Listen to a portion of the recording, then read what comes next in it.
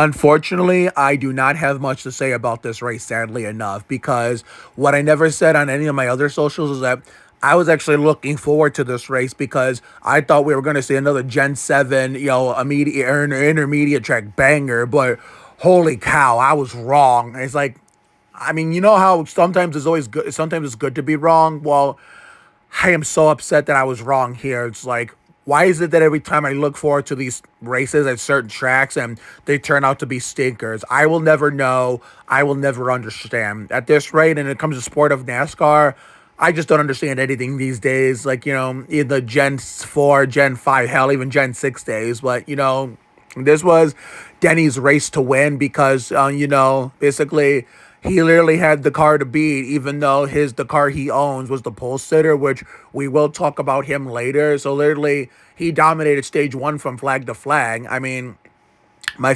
number one driver in that three car, Austin, managed to stay on the lead lap, and we'll have more at him later in the video too. So therefore, Larson took control of stage two, and I gotta give an attaboy to my boy Riley. Reddick's teammate. Good shit for him. He literally, actually was running good on pace and basically, finished there. Basically, the race results actually told the full story, unlike that debacle at Bristol between him and Kyle Busch. I mean, we'll talk about Kyle Busch a little later, considering, actually, while this caution flag pit stops is happening, I'm getting shown. I'm going to talk about it now. All because there's literally nothing interesting to talk about in this race review. It's combined with what you're about to see later in the video that happened hours later.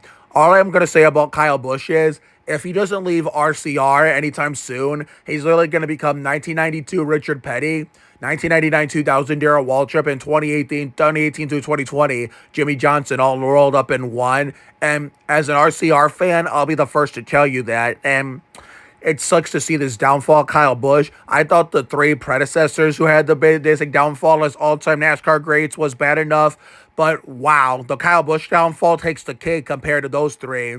And my dad's driver, Suarez, I only threw this in for my dad more than for me. He and his team actually tried to gamble, try to get a caution to benefit them, but before they could even get that caution, basically either a tire went down or literally they ran out of gas. So unfortunately the gamble didn't work. So they fell off the pace and literally the poor dude had to pit. So sorry, Dad. And it looked like it was going to be in between a battle between Reddick and his boss. I mean, as an Austin Dillon fan, I'll be the first to tell you that three car should have gotten the fuck out the way. And I'll also be the first Austin Dillon fan of all Dillon's fan base to tell you that I was actually bitching at my TV to my own favorite driver to get the fuck out the leader's way, to literally, let them fucking race. It's like, wow. I mean, Austin, I love you, but basically you could have cost, Reddick and or Hamlin the win, basically our chance, at least a chance at winning.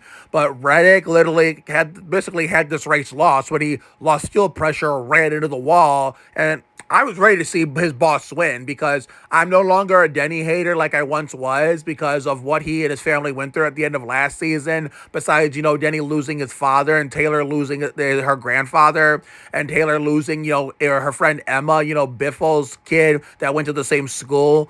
Literally, I was ready to see Hamlin win and ready to be happy, considering, he deserves this more than ever. It was literally going to be a duel between him and one of his drivers, but then leave it to that piece of shit Cody Ware to fucking send the race into overtime. Is like, how is this, rolling chicane, roadblock, criminal, woman beater, still even allowed to fucking race after the bullshit he pulled years ago? Like, I swear on my life, I dream of the day that he hit that talentless, slow bitch, along with his, bitch-ass Rick Ware team that has no place in being in NASCAR, let alone the Winston Cup Series alone. There's no place being in the sport and no business being in the sport, period, if they're going to run that slow. And don't even start with the lemmings that go, but someone has to take up the back of the pack. Well, at least run at minimum speed. Even back markers from the Gen 4 Winston Cup days at least knew how to run at minimum speed or more. The Cody Ware and Rick Ware racing is Casey and capable of that. That's basically the difference. You're comparing apples and oranges. That's why the majority, basically, is Dreams of the Day. His sorry ass isn't in NASCAR no more, along Rick Ware as a whole. So you lemmings are in the minority. So at least the overtime finish was exciting, but that doesn't save a race. Here, I thought Reddick and Hamlin both together had this race lost. That Larson, dove it down into turn one, and I know catching them and passing them are being two different things.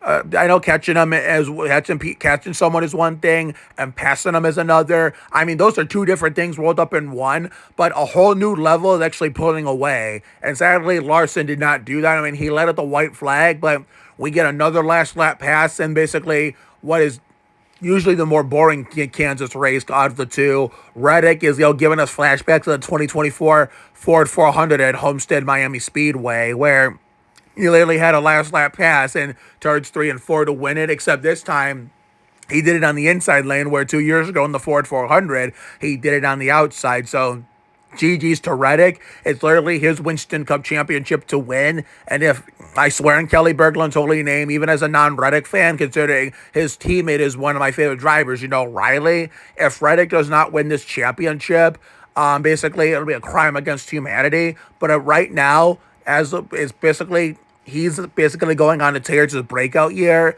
Somewhere up in heaven, Adam Petty is smiling because this was his number first. But as far as during my lifetime as a NASCAR fan, all I can say is after Adam passed and his father took over the car, and when I first showed up to being one of Kyle Petty's, fans, basically his, out of his all small-ass fan base, starting in 2003, where the fuck was this when he was in the 45, when basically it went from Adam Petty Sprint to basically Buckshot sponsor Georgia Pacific went to the 45. I mean, I'll never know. Basically, I wasn't understanding as a kid that I didn't know what I was getting myself into, why Petty Enterprises was so bad. Now that as an adult, I look back on it, basically, they were just already in rock bottom anyway, starting when the King exited his prime in the mid-1980s after his final win in the 1984 Firecracker Pepsi 400, and then losing Adam put him at that whole team at rock bottom. But Reddick fan or not, or Petty fan or not, this totally makes up for it, I guess. Later that same evening. Okay, let's talk about something that was a hell of a lot more fun hours later that same night. So, San Antonio Spurs playoff basketball is officially back for the first time in 7 years since the last non-COVID year in 2019, the same year my sister got married. Literally what should have been Tony Parker's last playoff hoorah, with Duncan and Ginobili retired by then. But that's a conversation and a rant that we've repeated so many times. So we'll save for another day, another video. So therefore, as usual with the Spurs team, they're usually their opponents would go neck and neck with them to start. They'll trade the lead back and forth, considering it's still early. We're trying to figure out who basically has, the better, I don't know what, but basically who basically is the better team for every individual game, much like in the regular season. But as we all know, regular season and playoffs are two totally different animals. So therefore, I mean, sometimes we just a nail biter from, flag to flag. It just turns into a barn burner. But literally, this was San Antonio's game to win, and it showed. Literally, San Antonio proved they were the better team for at least game one. They really poured it on like Kerry Wappler on these Jailblazers. Look away, Boyce Jr. and Braden Wilson. 4 seconds left, still plenty of time. Fox pedal to the middle, on the pitch, jump to the three. Got it! Yeah! Damn! Look away, Bitsy Tillich and David Gentoli as well. Kelton proving why he's the sixth man of the year right there with that buzzer beater. To be with the Blazers, Wemby at the basket, throws it down again. Splitter's probably thinking, how the fuck do I stop my old team? He's got to be wondering, what do I have to do to stop my old ball club? Well, young Devo started shooting the lights out. Then we had a taste of White Castle right here. I mean, White Castle gone bananas like it's no mañana in the Alamo City. And then right here, we had Air Castle. I mean, basically that previous clip that I played with the original audio was literally Area 51. Wembenyama with this ridiculous three-point trick shot. Oh, mama Wembenyama. It doesn't get any better than that. Later. Now, this kind of worried me. I thought we were going to have a third quarter blues come back and bite us in the ass in the playoffs that we had trouble with early in the season, that we started to clean up a hell of a lot more than we used to in the previous 6 years, which I thought the Blazers were going to get right back in it. But the moment they got to 57 points for Jason Keller, we finally figured out how to play basketball and prevented them from getting over the hump. But oh my goodness. I mean, look at this beautiful brand of basketball. I mean, Julian Champagnie proving why he should have been in the 3-point contest, but unfortunately we cannot have nice things. Swipa right here, I don't know how he managed to pull that off. Cornette and Young Devo with the double block. Young Devo with the chase down block. This man was all over the place on both offense and defense. Spoiler alert, I don't blame them for wanting him to bang the drum at the end of the game. And stuff like this is exactly why it was only fitting for him to bang it, even though they could have done Wemby too. Because look at this, he was fucking loving it. Oh, and he continued lighting it up like Lizzie Green by even attacking the paint. But here comes White Castle. Thank you, partner. Castle. Lob, Cornette. Luke Cornette. Yeah. Big body proving his 6th man of the year worth right here, even with that miss, because I don't know how he did it while he was in jail. I would have failed at it. Jules and Swipe Up playing hot potato with the basketball. Literally everything was going our way because I think that's either Dylan or Young Devo. Yeah, that's Dylan. And Wembenyama blocks the shot. And oh yeah, we got some news to address here today when it comes to him.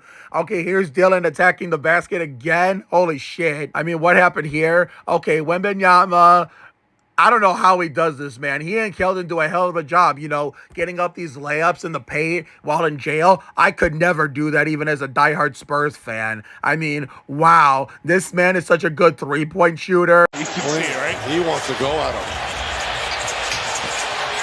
Little dance, little spin, little window. And That's for you, Tim Duncan.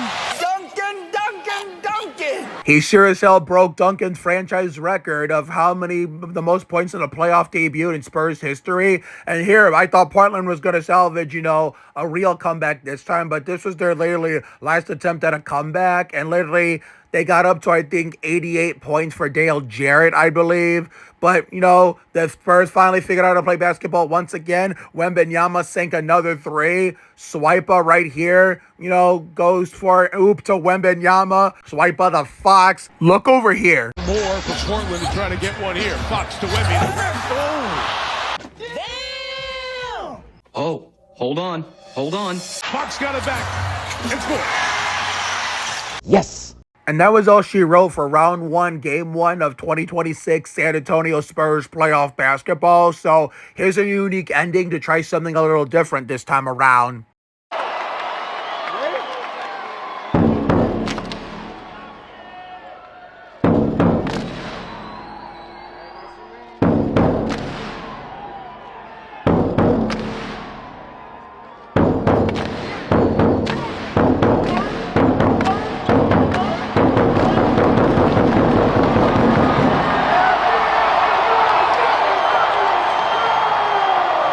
Say hello to your 2026 unanimous and youngest defensive player of the year in NBA history, which is the first unanimous defensive player of the year in league history, the alien Victor Wembanyama.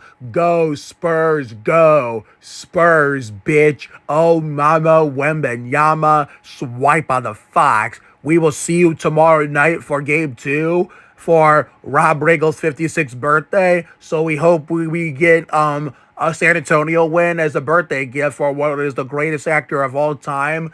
That's not named David A. Arnold, for a birthday present from one of his biggest fans of the last 14 years since he was the vice principal on Victorious, and their remake of The Breakfast Club known as The Breakfast Bunch, which was a singular like Robbie Gordon episode of said show in the beginning of season 3, around the time I showed up during my junior year of high school in the Sandhurst house in Brook Park as an 18-year-old who was celebrating his birthday in Daytona for the 500 and the jet dryer incident. And what is infamously known as the crazy Florida vacation. You mess with the cow, you get the udders. Catch you guys tomorrow night after we feast on some Olive Garden with our work for lunch and have some fun in the happiest place in Northeast Ohio to get hyped up while celebrating the GOAT actor other than the late great David A. Arnold for a special day.